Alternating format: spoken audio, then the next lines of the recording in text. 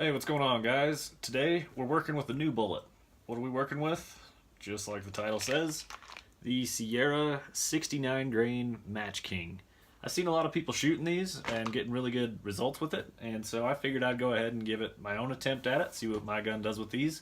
My first reloads were actually with some Hornady Match 68 grains, and they did okay. I got them around an inch, and I was pretty happy with them. I shot long range, and they did pretty well. So in my initial testing, what I've done is I've tried two separate charges with Hodgdon Varget, Hodgdon H322, and Alliant Reloader 15. These are basically the three powders that would work with this bullet, and that is the three of the five powders that I own. So I figured that's a pretty good spread for what I have, and then I went and shot groups. I did 24.3 grains of Varget, and then I stepped up 1 grain to 25.3 grains of Varget. With H322, we tried 21.5 and 22.5, and with Reloader 15, we tried 24 and 25. So let's go ahead and take a look at the results and see how these guys are shooting. Now here's a quick look at a loaded round with the 69 grain Sierra Matchking. I used Federal brass in all of these. Also CCI number 400 small rifle primers, and then Sierra and all these three powders. So let's take a look. I'll give you guys a close-up of the 69 grain Matchking with a comparison of the Hornady 75 grain boat tail hollow point.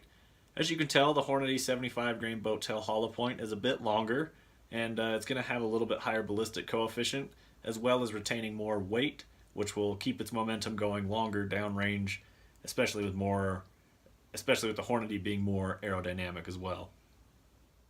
Now all the brass was full length resized, and I did deburr the flash holes of this Federal brass. All of these were loaded with Federal brass, and let's go ahead and take a look. So the first group we got with the 69 grain Sierras is coming into 0.825 inches, so sub MOA with 24.3 grains of Varget. Not too bad, that's looking pretty good. Let's jump over to the other Varget load.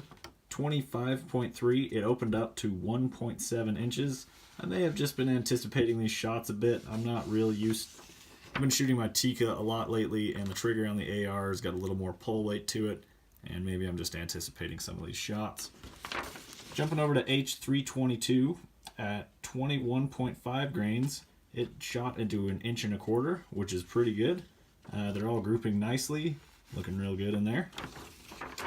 As we jump down to 22.5 grains of H322, it's going into 3/4 inch, and look where those 4 bullets landed. That looks really good.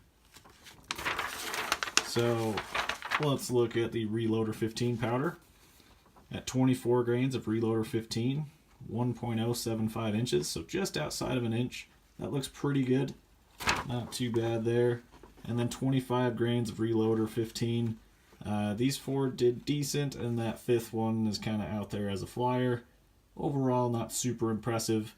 I'm actually going to drop Reloader 15 from the 69 grain Sierra Matchkings, and we're going to continue forward with Varget and H322. I will shoot these Sierra 69 grains long range, but they won't be going out as far as that 1,100 yard shot or even beyond that. These will probably be out to an 800 yards. Having a lot of fun with the AR, but they're not going to be my ultimate long-range round for this rifle. The next powder charges that I'm going to be trying in this series is 24 grains and 24.5 grains of Varget. And on H322, I loaded up more, 22.5 grains, and then I loaded up some at 23 grains. So some of the same to see if I can get consistent, good accuracy out of those. And then also I'm going to increase velocity a bit, see what that does for them, see if it brings in this group a little bit tighter. I appreciate you guys' time. Please drop a comment, especially if this is the first time on my channel. I appreciate any new subscribers and new people joining the conversation. Thanks for your guys' time. I will talk to you later.